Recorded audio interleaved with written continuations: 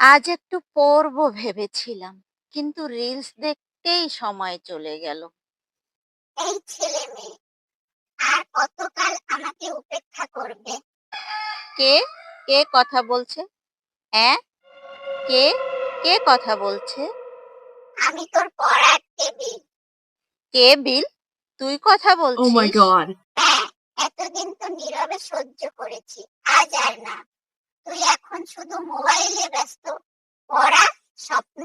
মনে আছে প্রথম দিন তুই আমাকে কিনেছিলি, বলেছিলি এই টেবিলেই আমি স্বপ্ন করব।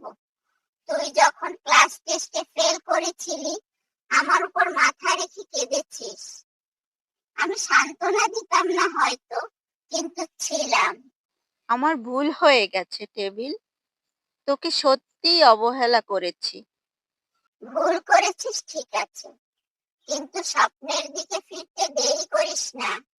আমি এখনো এখানে আছি, আগের মতোই। শুধু তোর পাশে থাকতে চাই। এই তো, আমার সেই বন্ধু ফিরে এসেছে।